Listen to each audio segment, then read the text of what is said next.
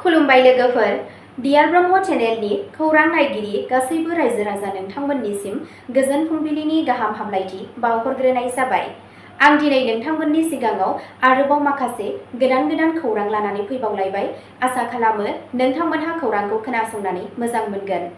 आरो खौरांखौ खोनासंनानै मोजां मोनोब्ला नोंथांमोनहा बेबादिनो गोदान खौरांनि आपडेट मोननो थाखाय चेनेलखौ साबस्क्राइब खालामनानै लादो आरो खौरांखौ खोनासंनानै मोजां मोनोब्ला अन्नानै लाइक, शेयार आरो कमेन्टबो खालामनानै होलांब्लानो जाबाय।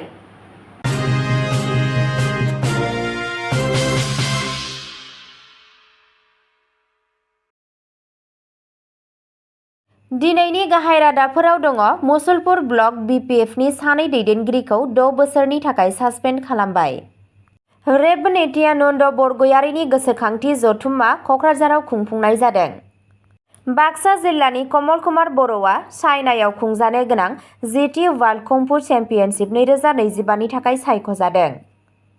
सोरखारा सा-सानजा हादोरनो टेक्स रेभिनिउ महरै 8,668 कौटि रां होदों। आसामआ बयनिख्रुइबो बांसिन बाहागो मोनदों। आसामनि थाखाय जारिमिनारि थुलुंगानाय 34 किल'मिटार काजिरङा एलिभेटेड करिडरआ साख्रि आरो इक'-टुरिजमखौ गनायथि होदों। आसामनि थाखाय जारिमिनारि थुलुंगानाय 34 किल'मिटार काजिरङा एलिभेटेड करिडरआ साख्रि आरो इक'-टुरिजमखौ गनायथि होयो। ब्रह्मपुत्र दैमायाव फेरिआ थाबथानायनि उनाव 88 दावबायारिफोरखौ रैखा खालामनाय जादों। नायबिजिरबाय थानायनि गेजेरावनो जुबिन गार्गनि बिसिया बुङो न्याय जागोन। टेयग लामा जाब्रबथायाव आसाम पुलिस अफिसारनि जिउ खहा, 7 गुबुन जोखोम। इन्डिया चाइनाया 5 बोसोरनि थाखाय 26 अक्ट'बरनिफ्राय थोंजों बिरखंफोरखौ जागायफिनगोन। लाभलिना बरग'हाया 28 बोसोर बैसोआव आगान सुरबाय। आसाम CMआ दैथायहरदों गावनि हामलायथि। गिबि खौराङावनो दङ मुसलपुर ब्लकआव BPFनि सानै दैदेनगिरिखौ 6 बोसोरनि थाखाय सासपेन्ड खालामबाय।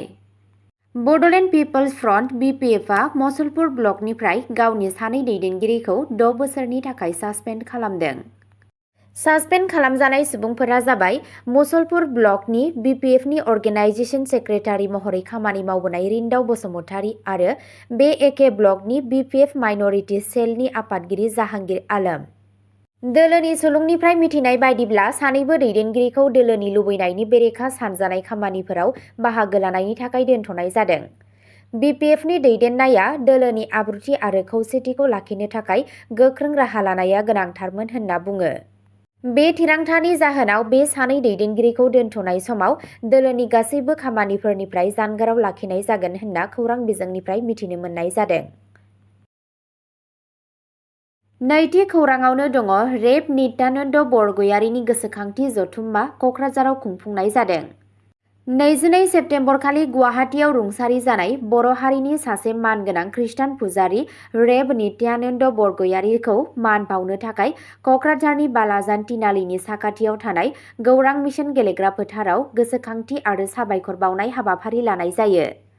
हाबाफारिनि जागायनाया असमिया, बर' आरो सातालिक रावआव आरज गाबनायजों आरो बाइबेल फरायनायजों जादों। गिर्जानि दैदेनगिरिफोर, मेलेमजिबिफोर आरो सुबुं थान्दैजों लोगोसे गोबां बुंथिगिरिफोरा रेब बरगयारिनि समाजाव बिहोमा होलांनाय बिहोमाखौ मान बावो। देंखोआरि आरज गाबनाय आरो जर'खा मान होनायबो जादोंमोन। बे हाबाफारियाव MLA लरेन्स इस्लारि आरो जिरन बसुमतारीजों लोगोसे गोबां मानगोनां सुबुंफोर आरो 1000सोनिबो बांसिन नुजाफैदों। रेब बरगयारिया असमिया, बर' आरो इंराजि रावफोराव लिरनायनि थाखाय आरो हादोर नाङारि खृष्टान जथुमफोराव भारतनि जानानै खामानि मावनायनि थाखाय बयजोंबो मिथिजायोमोन होनना फोरमायनायखौ मिथिनो मोननाय जादों। थामथि खौराङाव दङ बाक्सा जिल्लानि कमल कुमार बर'आ चाइनायाव खुंजानो गोनां GT वर्ल्ड कंफु चेम्पियनशिप 2025 नि थाखाय सायख'जादों। बाक्सा जिल्लानि बाथौफुरि गामिनि कमल कुमार बर'खौ 14 अक्ट'बरनिफ्राय 20 अक्ट'बरसिम चीननि इमासानाव जानो गोनां GT बुहुमनां कुंफु चेम्पियनशिप 2025 आव भारतनि जानानै गेलेनो थाखाय सायख'नाय जादों। खौरां बिजोंनिफ्राय मिथिनो मोननाय बादियैब्ला 27 आगस्ट 2025 आव NERE इम्फल, मणिपुराव मोनसे आनजाद नायनायनि उनाव कमलखौ वुशु एस'सिएशन अफ इन्डियाया सायख'दों। बिथाङा बाक्सा जिल्ला उसु एस'सिएशननि नेहाथारि आरो फोरोंगुरु दानसर' रिभेरा आरो टिंकु चन्द्र ब्रह्मनि नायदिंनायाव फोरोंथाय लादोंमोन। बिथांनि सायख'नाया जिल्ला आरो बर' सुबुं समाजखौ गोग्गानायजों आबुं खालामदों, मानोना बिथाङा गावनि खुंफु रोंगौथिखौ दिन्थिनानै बुहुमनां थाखोआव बादायलायगोन। ब्रैथि खौराङाव दङ, सोरखारा सा-सानजा हादोरनो टेक्स रेभिनिउ महरै 8,668 कौटि रां होदों। आसामआ बयनिख्रुइबो बांसिन बाहागो मोनदों। 1 अक्ट'बराव मिरु सोरखारा सा-सानजा ओनसोलनि 8 हादोरसाफोरनो एडभान्स टेक्स डिभलुसन महरै 8,668 कौटि रां हगारना होदों। आसामआ 3,178 कौटि रांनि देरसिन बाहागो आरजिनो हादों।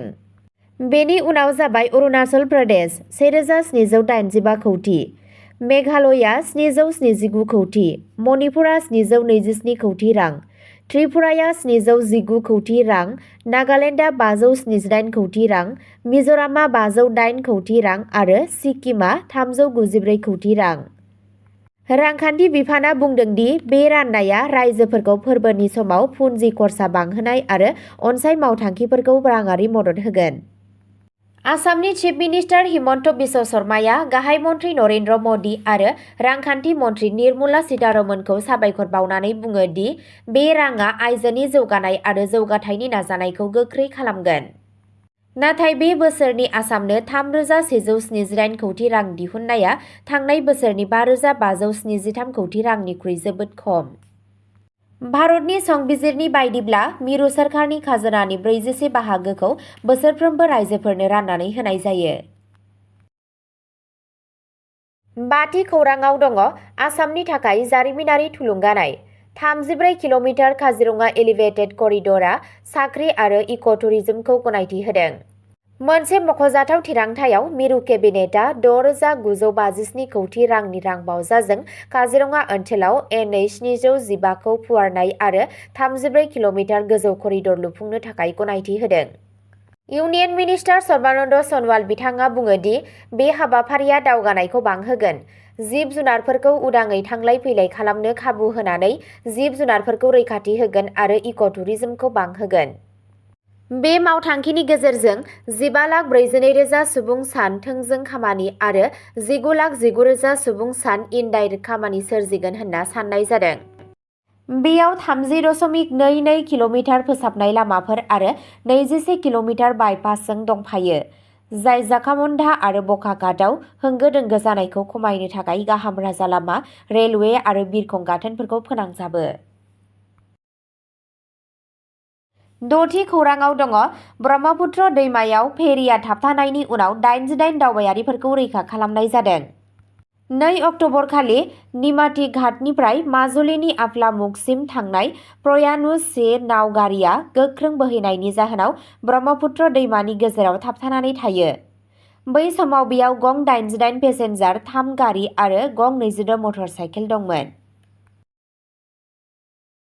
स्निथि खौराङाव दङ, नायबिजिरबाय थानायनि गेजेरावनो जुबिन गार्गनि बिसिया बुङो न्याय जागोन।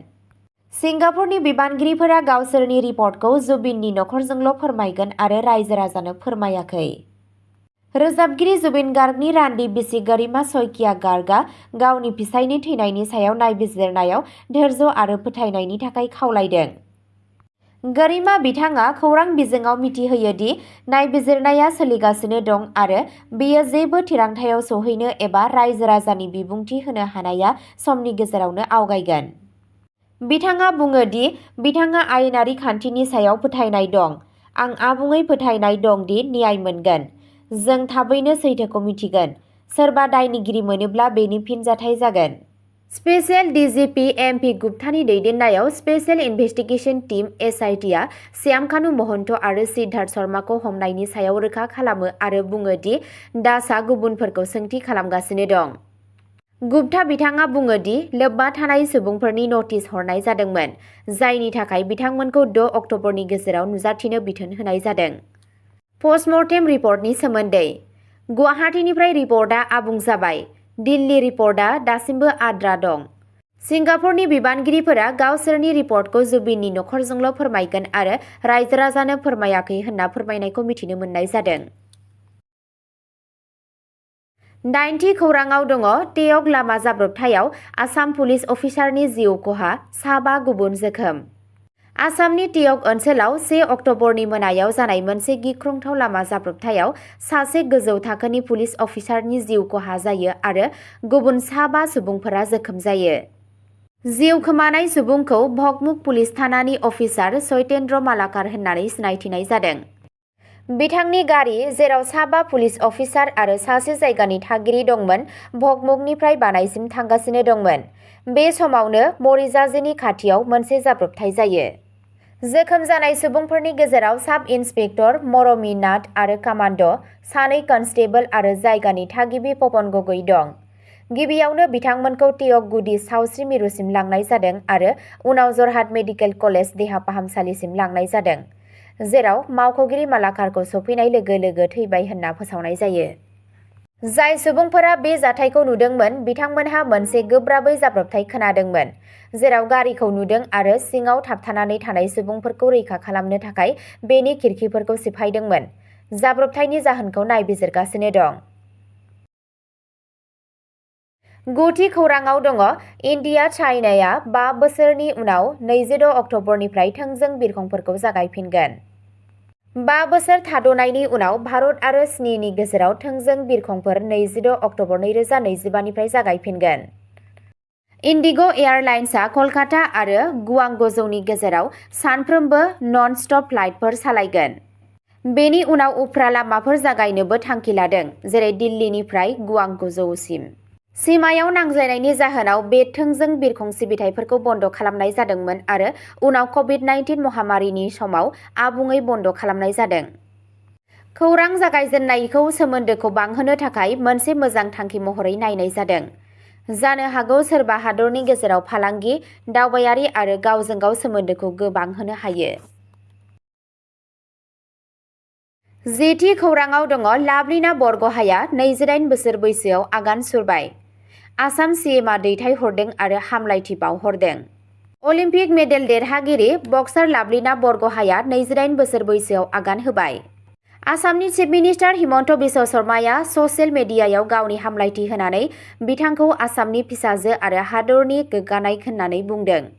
1997 मायथाइनि 2 अक्ट'बराव गलाघाट जिल्लायाव जोनोम जानाय लाभलिनाया बक्सिं आरो थांनायनि सिगां मय थाईजों गावनि गेलेमु केरियारखौ जागायदोंमोन, जेराव टकिय' अलिम्पिकआव ब्रन्ज, 2022 एशियान चेम्पियनशिपआव सना, 2023 एशियान चेम्पियनशिप रुपा आरो 2023 मायथाइयाव बुहुमनां चेम्पियन जानो हादों। 11थि खौराङावनो दङ ब्रेकिं निउज, शेखर गस्वामी आरो अमृत प्रभा महन्तखौ हमबाय। आसामनि मुंदांखा रोजाबगिरि जुबिन गार्गनि थैनाय जाथायजों लोब्बा खालामनानै मैया शेखर ज्योति गस्वामी आरो अमृत प्रभा महन्तखौ खायो। सानैखौबो हमनायनि सिगां 6 दानसिम सिआइडिआ सोंथि खालामदों। मख'नो गोनांदि जेब्ला रोजाबगिरिया रुंसारि जादोंमोन अब्ला सानैबो सिंगापुराव दंमोन। आरोबाव मिथिबावगोन, सोंथि खालामनाया सोलिगासिनो। अब्ला दिनैनि खौरां फरायथिनाया एसेनोसै। गोजोन्थों।